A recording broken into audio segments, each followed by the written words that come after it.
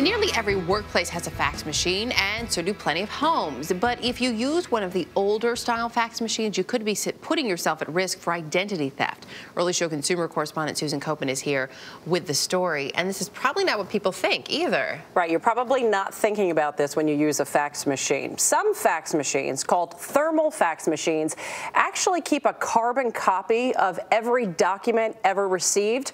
All you have to do is open it up, and a wealth of information will be at your fingertips. It's so easy to steal information from one of these machines. Even a child could do it. Americans will spend $55 million on new fax machines this year. They're an easy and cheap way to send and receive some of our most important documents: bank statements, medical records, and mortgage applications. But faxing isn't always safe. If you send a fax, you could be putting your personal information at risk. So this is a gold mine for an ID thief. Yes, absolutely, because the information is so easy to retrieve. John Miller is vice president of MedTech Recycling, a certified recycler of electronic waste. His facilities receive thousands of fax machines each month. Some of them, called thermal fax machines, are loaded with personal information. You simply are going to pull the ribbon out, unroll it, put it up to light, and you can read anything that went through this machine. At this recycling facility, personal information gets destroyed. But when fax machines get tossed in the trash or sold online, that personal information can easily fall into the wrong hands. So we have a bunch of fax machines that we bought really cheap. To see what we could find, we purchased these 7 used fax machines on eBay and Craigslist from across the country. Every single one had personal documents and social security numbers. We can pull it out and just take a look at what we've got in here. But on this machine, we hit the jackpot. On this little ribbon, I'm reading names, addresses, account numbers, social security numbers. It's all here. We bought it for just $10 on Craigslist from a mortgage broker in Massachusetts. It had bank statements, retirement accounts, W-2s, and the names and social security numbers of 16 unsuspecting customers. So this is the actual roll out of the fax. We tracked down 2 of those customers, Corey and Christine Matthews, who had faxed everything their broker needed to purchase their first home. When we called and said, we found all this info, what did you think? It's upsetting to think that, any stranger could have obtained that information and used it in a harmful way. Anyone could have opened credit cards or cleared out bank accounts. I mean, who knows what could have happened. Finding the Matthews information was simple, and it came from just the kind of machine an identity thief is looking for. So there are bad guys out there right now who are doing exactly what we're doing right now. They're mining for gold. They're looking for this personal information. Exactly. The Matthews are glad that fax machine was bought by CBS News and not somebody else. I have this roll. This is all your information. Do you want it? Of course we want it. What are you going to do with it? It's going to go in the shredder. Yeah.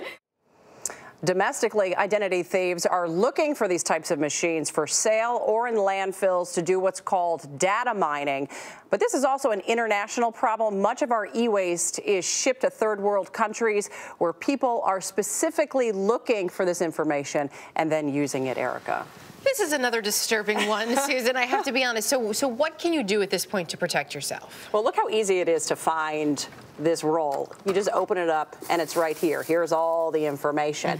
So if you have one of these fax machines and you're going to sell it, you're going to get rid of it, just take this out and throw it out or put it in the shredder. Get rid of it. Make sure you shred this part first before you throw it out, because otherwise someone could find that in the trash. Shred the ribbon. You can also find a certified recycler to get rid of this for you. But also, if you are sending a fax, you don't know what the person on the other end is doing. So find out what kind of fax machine they have or pick a different way to send your important documents, something that's more secure. Good so it doesn't end up on a ribbon like this. Good morning, Chris. It is against the law for a car dealership to sell a car that is part of an open safety recall. But did you know that rental car agencies don't have to follow that same rule? So we wanted to see if we could find a recalled car on a rental lot. We focused on the Chevy Cobalt, a popular car for rental companies, and it's also part of a safety recall. Our investigation took us to Boston, where we rented a 2010 Chevy Cobalt from Avis. Hi, I was just calling to find out if the vehicle that I'm in has been part of the recall and has had its fix. A quick call to Chevy and we confirmed the Cobalt we were about to drive was part of a recall for a steering problem, but had never been fixed. According to a National Highway Traffic Safety Administration report, consumers allege that the Cobalt's electric power steering fails suddenly while driving, resulting in 36 crashes and fires and 22 reported injuries. I'm Susan Koeppen with CBS News. We alerted the manager at the Avis lot. Chevy just told us that this car that's on this lot is part of the open recall and hasn't been fixed yet. And the car was immediately taken out of service. The reality is you're playing Russian roulette with rental cars. Clarence Ditlow is president of the watchdog group, the Center for Auto Safety. Do you think that rental car companies are knowingly letting consumers rent cars that need to be fixed? The rental car companies are knowingly doing this. And just hoping for the best? The gamble is that there won't be a crash while you're renting it. Carol Hauk lost her 2 daughters in a crash involving a rental car. Rachel's steering ability was lost, and they veered into oncoming traffic and hit a 18-wheeler head-on. Turns out the PT Cruiser from Enterprise Rent-A-Car was part of an open safety recall for a steering defect. Had my girls been informed at the time that they rented this vehicle, I doubt very seriously they would have rented the car. In a statement to CBS News, Enterprise Holdings, America's largest rental company, says, quote, "Given all we have learned, today we would not rent the vehicle the Hauk sisters were driving until it was repaired." As for the recalled Cobalt we rented, Avis Budget Group says, quote, "Even in the rare event of such failure, the vehicles can always be steered, although greater steering effort may be needed at low speeds and during parking maneuvers."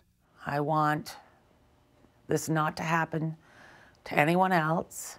For Carol Hauk, she has to deal with the loss of her 2 daughters, all because a rental car wasn't fixed. We're not talking about investments here. We're talking about people's lives. And this past June, a California court awarded the Hauks a $15 million judgment against Enterprise. So if you're a consumer, you're going to rent a car, you should ask right there, is this car part of a recall? If they can't give you an answer, then you can take the VIN and you can call the company and find out directly. All right, Susan, thank you very much. From polka dot ties to purple striped sweaters, nothing wrong with that. We all get holiday gifts that would be better off perhaps with someone else. Susan Koeppen is also our consumer correspondent. She has some great ideas on what to do with gifts that we would rather have not gotten. Did you get any bad gifts? No. Nothing. Well, okay, I did. You did? You just don't want to admit it. Okay, so I say RRSSD.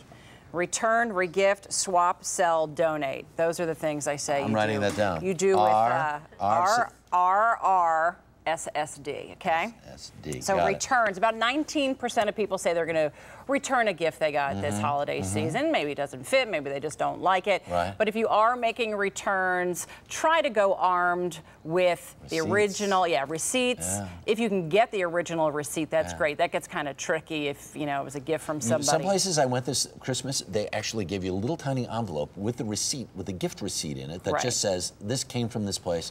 Put it right in the box.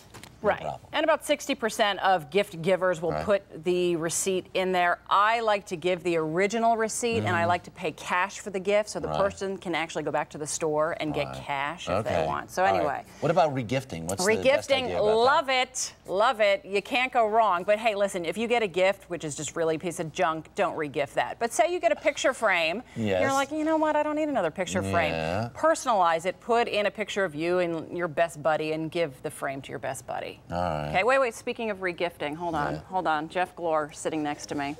I have something for you. Jeff just had a baby, in case you didn't know. So somebody gave me this adorable little. Oh, that's cute. Yeah, it says let it So are you snow. re-gifting me? So yes, it even has the tag on it. I could have pretended it was a brand new gift. Excuse me. Yes. Well, that won't fit this person. Well, let's see, what age Christmas. is this? I say right now. Yeah, but your baby can wear this right now. Over. His mother has taken to dressing him in outrageous outfits, like little elf outfits and little Santa outfits. Love it. And Dad is trying to prevent this because someday his first girlfriend is going to see this stuff. So I'm going to see it now. I should have brought you a Steelers jersey for the baby, right? I will say, speaking of best gift of all time, Yes. is what my son gave me for Christmas this year. Yankee baseball sweatshirt that I have not taken off since I got it. Very nice. Very nice. I got my dad a gift, and I'm thinking it's a great gift, but I think my mom wants me to take it back. I got him a guitar, and she's saying, I think you should have got him guitar lessons, Jackie.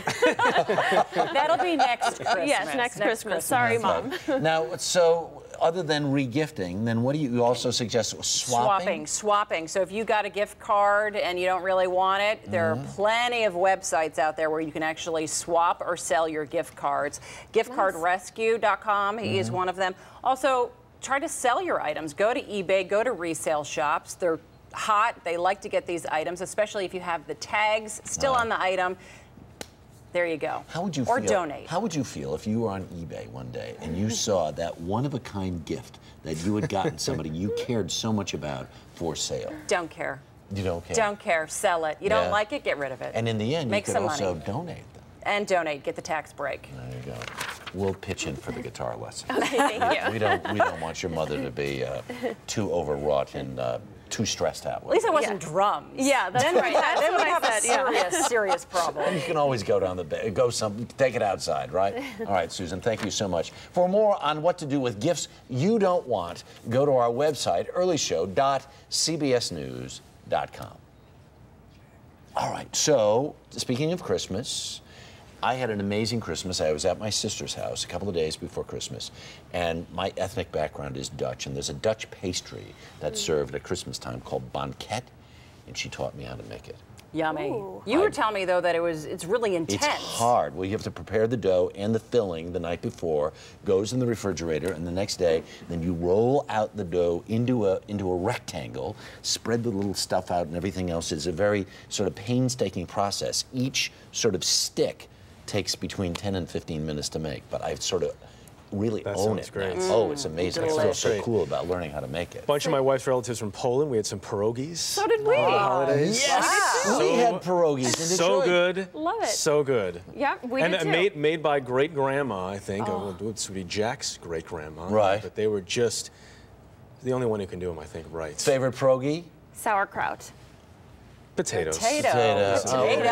Okay.